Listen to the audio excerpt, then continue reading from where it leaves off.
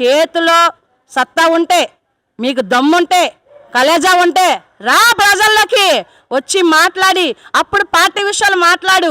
అప్పుడు నీ పార్టీ ఏం చేసిందో సిద్ధాంతం, నా పార్టీ ఇక్కడ ఏం చేస్తుందో చూపిస్తాం మేము. ఇప్పుడు ప్రజలకి ఆరోగ్యానికి విషయంలో కూడా చెడగొట్టింది నీ పార్టీ అని మీ సిద్ధాంతం నేర్పించుకుంటున్నది మీరు, మాట్లాడుకుంటున్నది మీరు.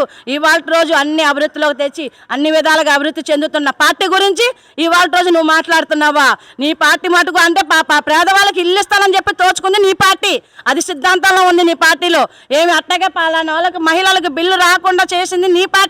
ఇవాళ రోజు బిల్లులు తెప్పేస్తుంది అది చంద్రబాబు నాయుడు గారు. కానీ ఏ విధంగా నువ్వు మాట్లాడుతున్నావో నాకు అర్థం కావట్లేదు. ఏ విషయంలో నువ్వు ఎందుకు తలదూరుస్తున్నావో నాకు అర్థం కావట్లేదు.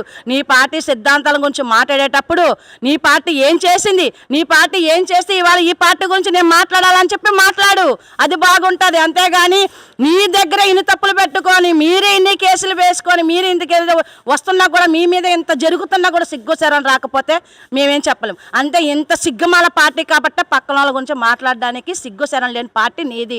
అంతేగాని ఇవాళ రోజు చంద్రబాబు నాయుడు గారి గురించి కానీ లోకేష్ బాబు గురించి కానీ కూటమి ప్రభుత్వం గురించి మాట్లాడడానికి మీరు ఎందుకు సరిపోరు.